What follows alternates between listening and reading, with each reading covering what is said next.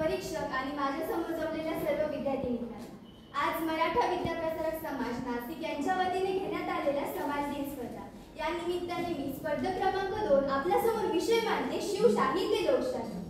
मराठ्यांविना राष्ट्रगड हा न चाले, मराठ्यांविना राष्ट्रगड हा न चाले, खरा वीरवैरी पराधीनतेचा महाराष्ट्र हा आधार या भारताचा, महाराष्ट्र हा आधार या भारताचा, असं महाराष्ट्राचं वर्णन सेनापती बापट करतात। मग सेनापती बापट नेमके कोणत्या अर्थाने महाराष्ट्राचं असं वर्णन करतात हा प्रश्न मला पडतो। आणि मग जेव्हा मी या प्रश्नाचं उत्तर शोधते तेव्हा प्रश्नांच्या खोल गर्दीत जाऊन मी पोहोचते आणि त्यानंतर मला समजतं की हे महाराष्ट्राचं वर्णन हे आजच्या महाराष्ट्राचं वर्णन नाही, तर हे महाराष्ट्राचं वर्णन हे छत्रपती शिवाजी महाराजांच्या शिवशाहीचं वर्णन आहे। आणि ज्या शिवशाहीकडे बघून सेनापती बापट यांना असं वाटतं की हा महाराष्ट्र हा देशाचा आधार आहे, तर त्या शिवशाहीचं वर्णन सुरुवातीला करणं मला गरजेचं वाटतं। धर्मसना व सत्तासनाची राजवट निर्माण करणारी कुठली आदर्श राजवट असेल तर ती म्हणजे छत्रपती शिवरायांची शिवशाही। मुघलशाही, कुतुबशाही, आदिलशाही, निजामशाही या सर्वांनंतर येते ती म्हणजे आजची लोकशाही। आणि या सर्व शाह्यांमध्ये वेगळी ठरते ती म्हणजे माझ्या राजांची शिवशाही, ती म्हणजे माझ्या राजांची शिवशाही। छत्रपती शिवाजी महाराजांनी खऱ्या अर्थाने शिवशाही निर्माण करण्याचं काम केलं। छत्रपती शिवाजी महाराजांनी रयतेचं, जनतेचं आणि लोकांचं राज्य निर्माण केलं आणि खऱ्या अर्थाने ते त्या परस्त्रीला मातेचा दर्जा दिला, तिला माते समान मानलं। आणि हे राज्य हे लोकांचं राज्य आहे, हे जनतेचं राज्य आहे, अशी भूमिका त्यांनी मांडली। छत्रपती शिवाजी महाराजांच्या स्वराज्यात, छत्रपती शिवाजी महाराजांच्या शिवशाहीमध्ये कुणी गवताच्या काडीलाही कोणाकडे गाण ठेवता कामा नये अशी भूमिका मांडणारे शिवाजी महाराज एकीकडे, असे मानणारी शिवशाही एकीकडे, आणि आज आमच्या या भ्रष्टाचाराच्या काळात भ्रष्टाचाराने भरकटलेले राजकीय नेते एकीकडे, आणि हाच शिवशाही आणि लोकशाहीतला फरक आहे असं मला वाटायला लागतं।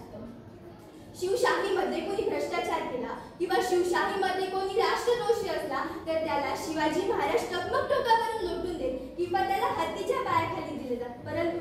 परंतु आज आमच्या या देशात कोणी भ्रष्टाचार केला किंवा कोणी राष्ट्रद्रोही असला तर त्याला शिक्षा तर सोडाच हो, पण त्याला नगरसेवक, आमदारकी, खासदारकी अशी वेगवेगळी पदे बहाल केली जातात। आणि हा शिवशाही आणि लोकशाहीतला फरक आहे का असं मला वाटायला लागतं। मग शिवशाहीमध्ये असलेल्या अष्टप्रधान मंडळाचा विस्तार हा लोकशाहीत झाला, परंतु आमचे जे राजकीय नेते आहेत त्यांचे युद्ध हे त्या गनिमांसोबत आहे की स्वतः सोबत आहे हेच अजून आम्हाला कळलं नाही। छत्रपती शिवाजी महाराजांनी शिवशाहीमध्ये तह केले ते रयतेच्या कल्याणासाठी, स्वराज्याच्या हितासाठी, परंतु इथे आमचे राजकीय नेते तह करतात ते त्यांच्या स्वार्थासाठी, ते त्यांच्या स्वार्थासाठी। शिवशाहीमध्ये तानाजी, बाजी, मुळाजी असाची असे कित्येक नावं घेऊ ज्यांनी छत्रपती शिवाजी महाराजांचा शब्द म्हणजे प्रमाण आणि छत्रपती शिवाजी महाराजांचे स्वप्न म्हणजे प्राण असे त्यांनी समजून ते जगले। आपल्या तळ हातावर वार घेऊन ते जगले। ती पिढी आणि आमची पिढी यात किती फरक आहे। लाखो मेले तरी चालतील पण तो लाखांचा पोशिंदा जगला पाहिजे, म्हणून त्यांनी 500 गनिमा याच मातीत गाडले। खरंच ती पिढी आमच्या याच पिढीत मातीत जन्माला आली होती का हा प्रश्न आम्हाला पडायला लागतो। लोकशाही जर चालवायची असेल ना ती शिवशाहीसाठी चालवा, लोकशाही जर चालवायची असेल ना ती शिवशाहीसाठी चालवा। अरे आज दर दिवसाला, दर आठवड्याला एक शेतकरी आत्महत्या करतोय। पोराच्या माणसावर पापाची भीषण नजर पडावी इतका भीषण दुष्काळ शिवशाहीत होता, परंतु तरीही एकाही शेतकऱ्याने आत्महत्या केली नाही। हे वैभव माझ्या शिवशाहीचं होतं आणि म्हणून मला कौतुक आहे ते माझ्या इतिहासाचं, आणि म्हणून मला कौतुक आहे ते माझ्या इतिहासाचं। राजा रामानंतर जर लोकांना कोणतं राज्य हवं असं वाटत असेल तर ते म्हणजे छत्रपती शिवाजी महाराजांची। तर नेमकं शिवशाही म्हणजे काय तर छत्रपती शिवाजी महाराजांनी या मातीला मानलं होतं आहे। छत्रपती शिवाजी महाराजांनी या मातीला मानलं होतं आई। डोळ्यांना दिसणारी स्त्री ही होती छत्रपतींची ताई, डोळ्यांना दिसणारी स्त्री ही होती छत्रपतींची ताई। जाती धर्मात कधी भेदभाव केला नाही अशी होती शिवरायांची शिवशाही, अशी होती शिवरायांची शिवशाही। लोकशाही म्हणजे काय तर लोकशाही म्हणजे लोकांनी लोकांसाठी, लोकांच्या कल्याणासाठी चालवलेलं राज्य होईल। परंतु आज असा प्रश्न पडतो की खरंच या देशात लोकशाही राहिली आहे का, या देशात लोकशाही अंमलात आणली आहे का। डॉक्टर बाबासाहेब आंबेडकरांनी घटना लिहिली, ती घटना लिहायला 2 वर्ष 18 महिने 11 दिवस लागले, परंतु ती इतकी मोठी घटना लिहून ती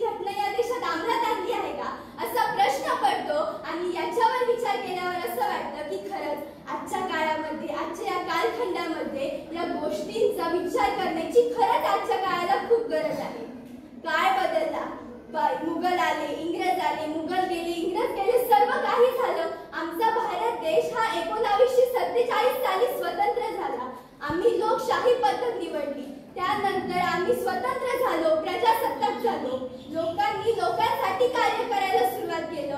आम्हाला मतदानाचा अधिकार मिळाला, आम्हाला कुठेही फिरण्याचा अधिकार मिळाला, इकडे तिकडे वास्तव्य करण्याचा अधिकार मिळाला. सर्व काही झालं, पण आज खंत या गोष्टीची वाटते की अजूनही आम्हाला छत्रपती शिवरायांच्या शिवशाहीची आठवण आज करून द्यावी लागते. आम्हाला अजूनही छत्रपती शिवरायांच्या शिवशाहीची आठवण करून द्यावी लागते. कारण लोकशाही ही मतं दिल्याने टिकत नाही, तर लोकशाही टिकते ती सजग नेतृत्वाने आणि चांगल्या कामाने.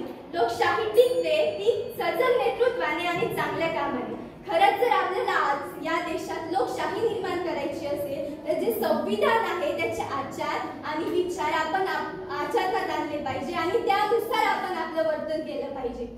आम्हाला लोकशाही नकोय, आम्हाला पुन्हा शिवशाही हवी आहे, आम्हाला पुन्हा शिवशाही हवी आहे. मला इथे बोलण्याची संधी दिली त्याबद्दल सर्वांचे धन्यवाद.